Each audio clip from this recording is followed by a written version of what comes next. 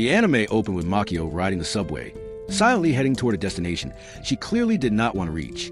Her gloomy expression made it obvious that this was not shaping up to be one of the better days of her life. As the train rattled along, she listened to the radio, which was reporting on a traffic accident that had resulted in the death of a passenger. According to the broadcast, a truck had slammed into a car with lethal results. It seemed that Truck-kun, having apparently taken a vacation from his usual ice guy duties, had wandered into the wrong genre entirely. Unfortunately for the victim, this was not an ice guy story. So no reincarnation, no overpowered abilities, and certainly no heroic second chance were on the table. The news unsettled Makio more than she cared to admit. The passenger who had died was her older sister. Almost as if her mind refused to process the information quietly, her sister briefly appeared before her in a vision, asking whether Makio had anything she wanted to say. The hallucination lasted only a moment, but it struck her deeply, leaving her shaken long after it vanished. Makio was on her way to the hospital, where her sister's body was being kept. When she arrived, she was greeted by her mother and a young girl named Asa. Asa introduced herself as the daughter of the woman who had died in the accident. Makio's mother then explained, with a tone that allowed no easy escape, that Asa had nowhere else to go. She urged Makio to take the girl in. Makio, being less than enthusiastic about suddenly becoming a caretaker, attempted to wriggle out of the responsibility with a series of excuses. Unfortunately for her, morality was firmly on her mother's side. With a masterful display of emotional pressure, some might even call it emotional blackmail, her mother succeeded. Makio agreed, reluctantly, to take Asa in. Afterward, Makio and Asa went to the cafeteria to get something to eat. One might have expected Asa to be too distraught to touch her food, but reality proved otherwise. Asa ate with impressive enthusiasm, which was unsettling in its own way. Losing one's mother and then immediately displaying the appetite of someone at an all-you-can-eat buffet was, to say the least, mildly disturbing. Once they finished eating, Makio asked Asa a question she considered important. She wondered aloud whether Asa even understood how she felt. Asa's calm behavior after losing her only parent made the question unavoidable. Makio then admitted that she herself felt very little grief over her sister's death. She confessed that she and her sister had never gotten along. In fact, learning that her sister had been crushed by a truck had affected her about as much as being hit with a marshmallow thrown by an infant. However, she did feel sympathy for Asa, who would now have to grow up without a mother. It was then that Makio introduced Asa to the idea of journaling. She explained that if Asa did not know how she felt, or felt nothing at all, she could simply write about her day. According to Makio, the act of writing could help ground emotions, even unclear ones. She added that Asa did not even need to reread the journal. When the time came, it could serve as a quiet guide, pointing her toward the right direction in life. Asa found this perspective intriguing, and eventually went to live with Makio. The funeral did little to improve Asa's situation. Most of the attendees showed little interest in comforting the grieving child. Instead, they busied themselves with gossip, speculating about whether Asa was truly the deceased woman's daughter. Asa sat among the crowd, isolated and emotionally detached, unsure what to feel and uninterested in the people around her. Fortunately, she possessed a remarkable talent for tuning others out entirely. Once the funeral ended, she returned with Makio to her new home. The next morning, Makio prepared breakfast for both of them, and they shared a surprisingly warm meal together. During breakfast, Makio took the opportunity to apologize for her behavior at the funeral. She admitted that she had vented her hatred toward her older sister in front of Asa, making it painfully clear that she felt no regret over her sister's death. Her words had not been spoken calmly. They had been fueled by anger and a long-suppressed need to release it. She had also made it abundantly clear, in the least welcoming way possible, that Asa was free to stay, while warning her that the house was always messy and that her mood was perpetually unpleasant. Given the circumstances, the apology was well-deserved, and it was refreshing to see Makio acknowledge her mistake. Asa, however, appeared completely unaffected. Neither her mother's death nor Makio's harsh words seemed to leave a mark. They slid off her like grains of sand, carried away by the wind without resistance. The only thing that truly captured Asa's interest was journaling. She decided to give it a try and began writing about the past few days in an attempt to understand her emotions better. With quiet determination, she put pen to paper. Unfortunately, progress was painfully slower even than a student staring helplessly at a calculus exam. No matter how hard she tried, she could not figure out what to write. Makio eventually stepped in and reassured her that the journal did not need to be perfect. She told Asa that it could even contain lies. After all, no one else would read it. There was no one to judge her, no one to call her dishonest. On those pages, Asa was the sole authority. Whatever she wrote became her reality, one she could shape and reshape as she wished. Asa found Makio's words deeply compelling. In that moment, she imagined Makio as a princess seated upon a throne in a vast, empty land. For the first time, Asa began to grasp what journaling truly meant, and why it might matter. The episode opens with Makio staring at her computer screen, her gaze fixed yet unfocused as her thoughts spiral inward, searching for the perfect words to shape her novel. She is clearly trapped in the grip of writer's block. No matter how hard she tries, her fingers refuse to produce a single line worthy of the story she wants to tell. Instead of moving forward, she deletes several sentences she had already written, dissatisfied with them upon rereading. Her intense concentration gradually fades, and she is pulled back into the real world by the newest addition to her household, Asa. Asa gently asks whether it would be acceptable for her to clean the apartment. Makio, fully aware that the place has been neglected for quite some time, hesitates. Allowing a recently adopted teenager to clean felt uncomfortably close to child labor rather than a simple chore assigned by a guardian. Despite Makio's reluctance, Asa insists that she genuinely enjoys tidying up and would have fun doing it. Faced with Asa's enthusiasm, Makio begins to feel that stopping her would be more morally questionable than allowing her to proceed. She eventually agrees, permitting Asa to clean if it truly means that much to her. While cleaning, Asa begins to hum softly to herself. Rather than feeling distracted, Makio finds herself thinking about how beautiful Asa's singing is. This quiet moment reveals more about Makio's character than one might expect. Writing is a mentally demanding craft. Carefully arranging words to evoke emotion takes a significant toll. Yet, despite her writer's instincts urging her to focus, Makio is able to set that aside and appreciate Asa's talent for what it is. Even in mild distraction, her ability to value Asa's presence hints that she may be far more suited to motherhood than she realizes, despite her messy apartment and emotional distance, traits that will become increasingly evident. Later, after lunch, Makio informs an old friend that she has adopted a teenager. As a trusted confidant and longtime partner in mischief, the friend decides to visit later that same day. When Asa witnesses the two friends interacting, she is stunned. They behave less like adults and more like children, speaking and acting in ways Asa has never encountered before. Their dynamic feels so foreign that Asa's vivid imagination likens it to watching two people conversing in the middle of the Sahara Desert. Through this interaction, Asa begins to see a different side of Makio. The stern and unyielding figure she first encountered slowly dissolves, replaced by someone more human, capable of mistakes, warmth, and emotional vulnerability, rather than an unmovable rock that requires force to crack. Makio's friend Nana Daigo suggests that the three of them cook together. Asa, eager and restless, immediately volunteers, as though boredom itself were chasing her. Makio initially resists, reasoning that Asa has already taken on the responsibility of cleaning, which should be more than enough. However, the disappointment on Asa's face softens Makio's resolve, and she agrees. It is decided that they will cook gyoza, with Nana taking the role of head chef. In her self-appointed position, Nana offers little physical help, and instead busies herself issuing detailed instructions, micromanaging the process with playful authority. As she does so, her strict demeanor briefly softens when she admits that making gyoza reminds her of a man she once had feelings for. The gentle nostalgia quickly shifts into barely contained anger, strongly suggesting that the romance ended poorly. Eventually, the dish is completed, and Nana adds a secret sauce to enhance the flavor. The trio shares a satisfying meal, followed by dessert. Afterward, Nana prepares to leave. Before she goes, she smiles warmly at Makio and tells her that her entire life is about to change. Once Nana is gone, Ace approaches Makio, clearly wanting to unburden herself. She explains that when Makio told her not to feel guilty about lacking sorrow, those words brought her immense comfort. Asa admits she has been struggling internally, uneasy with herself and not being overwhelmed by grief after her mother's death. Makio's reassurance that it was acceptable to feel nothing at all helped ease that conflict. Makio reiterates that Asa's emotions belong solely to her, and that there is no reason to feel ashamed of whatever emotions, or lack thereof, come to her at any moment. Asa promises to share everything with Makio from now on. In a rare and difficult moment, Makio feels the same resolve take shape within herself. For the first time, she is willing to share her own emotions with this growing young person in her care. Still, she makes it clear that she has never been a parent before, and that she will inevitably fall short. She asks Asa not to place too much pressure on her. Asa then asks whether Makio means pressure like the kind her mother used to apply, phrases such as asking why she could not even manage something so simple.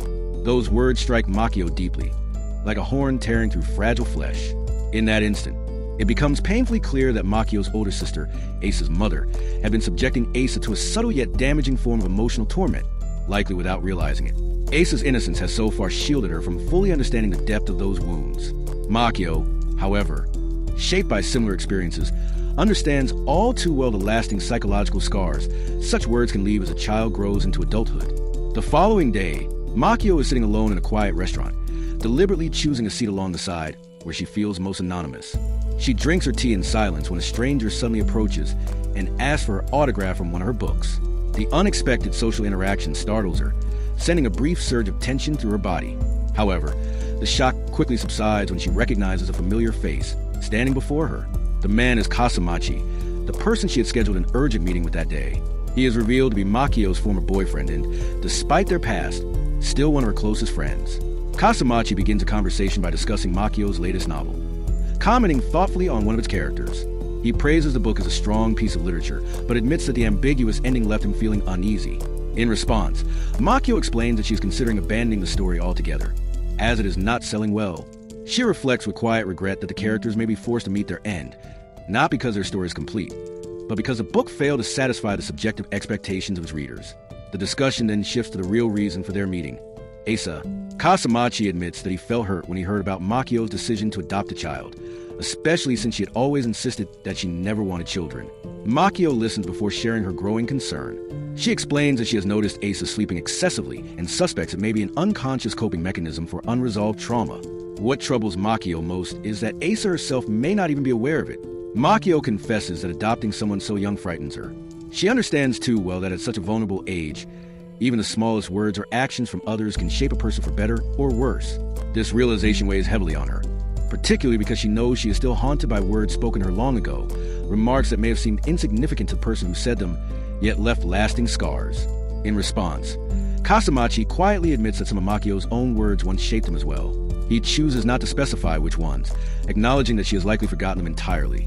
After their conversation comes to an end, the two part ways. Makio eventually returns home, where she finds Asa reading one of her novels. In that moment, Makio feels as though it's not the book being read, but herself, laid bare page by page.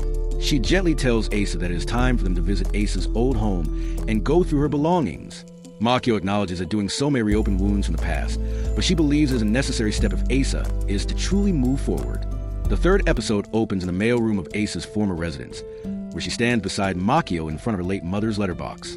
Minori Takumi had lived alone with Asa in apartment 702, and the mailbox, unsurprisingly, was crammed to the brim.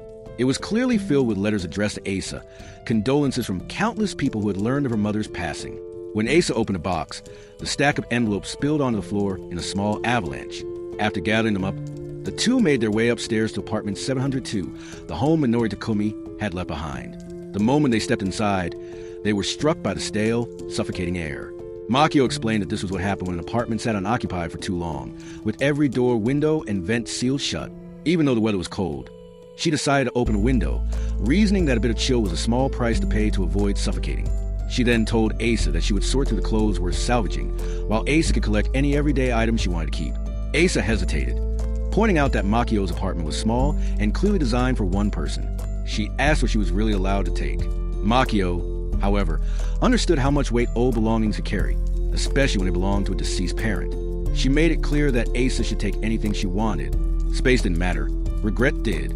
The only thing Asa needed to ensure was that she wouldn't later wish she had taken more. While gathering usable clothes, Makio stumbled upon something unexpected, an old middle school uniform belonging to her elder sister. The discovery genuinely surprised her. She had never imagined her sister as the type to keep things for sentimental reasons. In Makio's memory, her sister had always been distant and cold, and the idea of her holding on to something purely for nostalgia felt completely out of character. The irony wasn't lost on Makio either. She herself had thrown out her own school uniform immediately after graduating. When Asa heard this, she found behavior oddly fascinating and more than a little strange. As Makio continued searching, she began to notice that many of the clothes her sister had worn didn't match the fashion sense she remembered at all. As a writer, this realization led her into quiet reflection. Life, she thought, was unbearably fleeting. Objects that had once belonged exclusively to her sister, things no one else was ever meant to touch, were now being sorted, salvaged, or discarded within a matter of hours. Her sister's books would be returned, her clothes thrown away, her neglected plants left to wither. It felt as though Makio was dismantling her sister's presence piece by piece, erasing her not just from the apartment, but from the physical world itself. Eventually, Makio found a coat that caught her eye. She insisted that Asa try it on. Though it was far larger than Asa would normally wear, Makio felt strongly that Asa should keep at least a few of her mother's clothes as mementos, rather than discarding everything. After all, the coat could always be altered, or Asa might simply grow into it one day. Asa didn't feel strongly either way and agreed, without protest.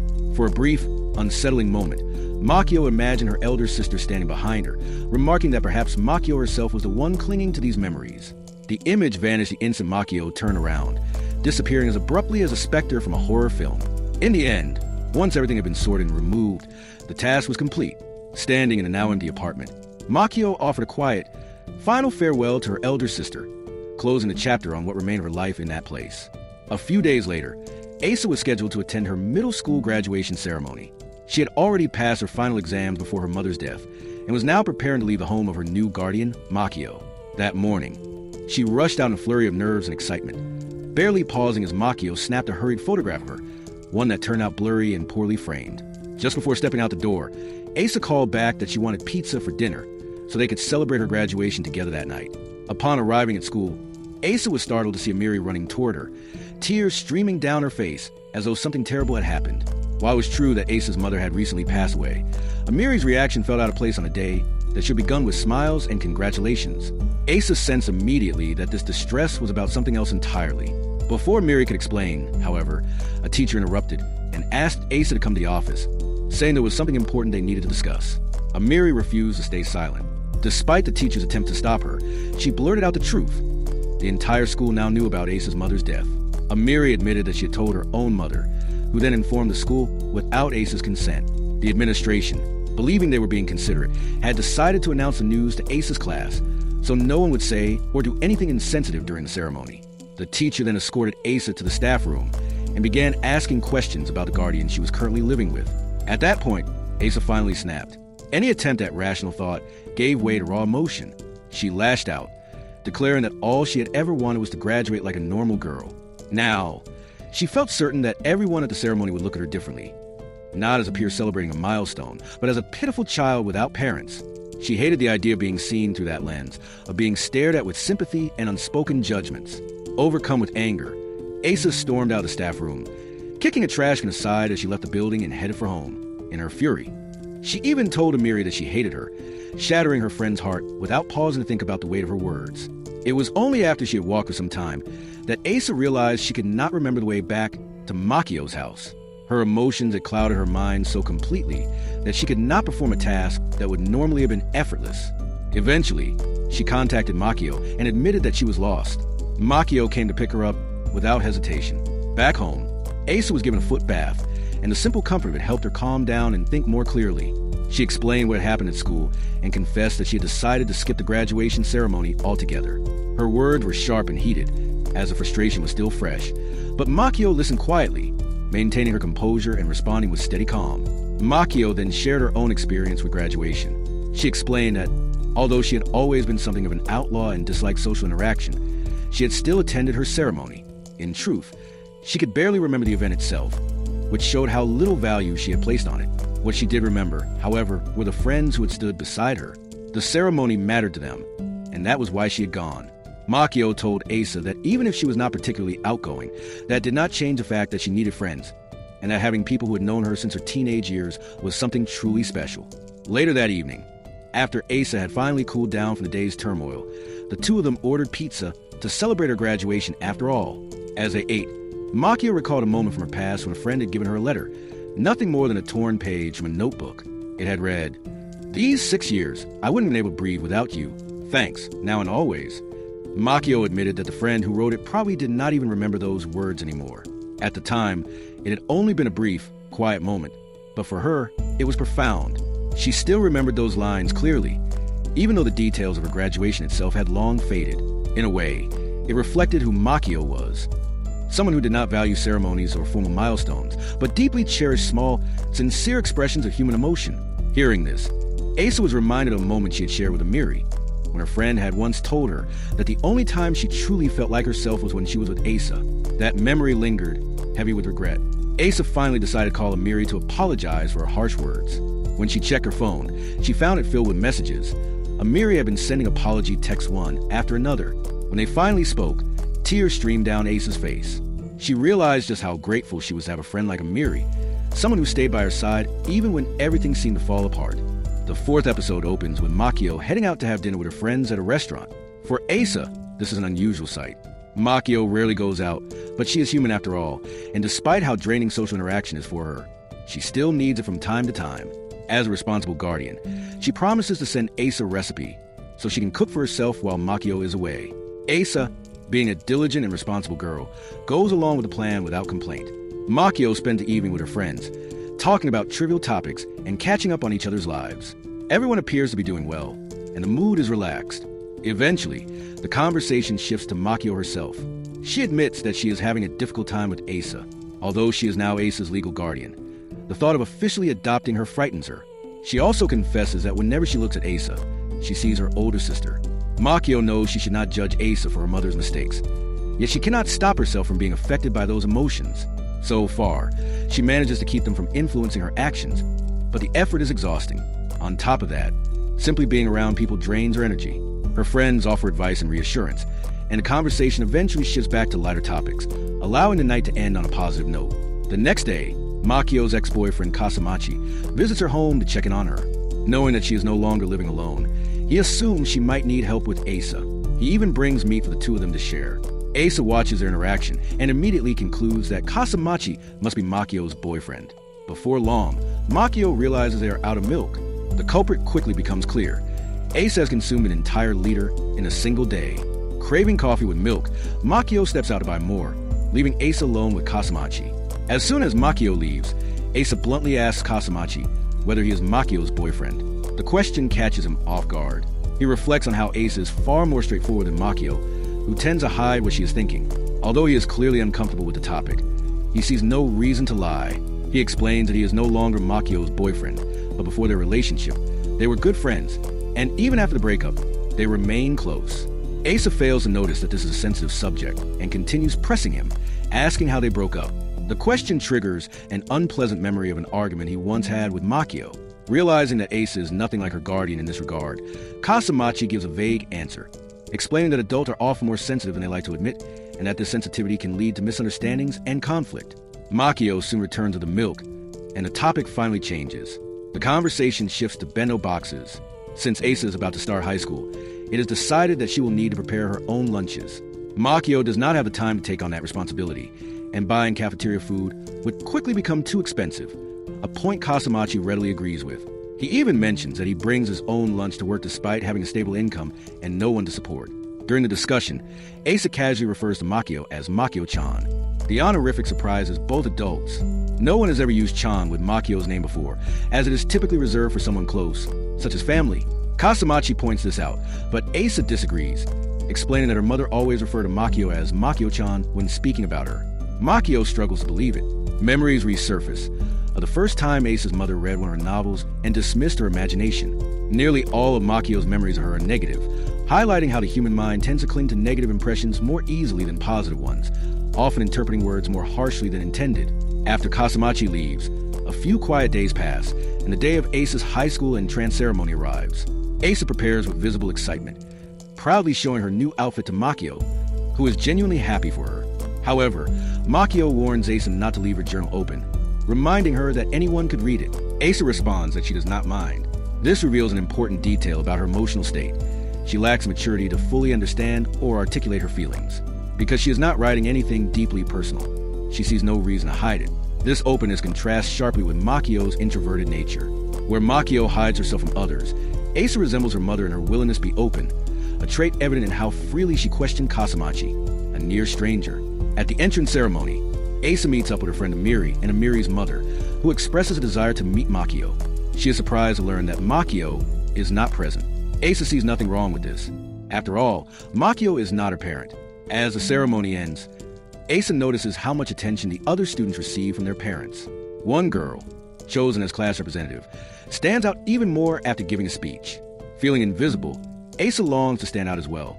In a moment of desperation, she tells her new friends that she has no parents, although it draws attention. It is not the kind she hoped for. Almost immediately, she regrets revealing something so personal and feels foolish. When Asa returns home, she admits to Makio that she said something stupid simply to gain attention. Makio barely reacts, focusing instead on the food and telling Asa to wash her hands. Asa is left disappointed. She had hoped for concern or at least emotional reassurance, something her mother might have offered, even imperfectly. Makio's avoidant nature prevents her from responding in the way Asa needs. Later, Makio makes an effort to talk things through.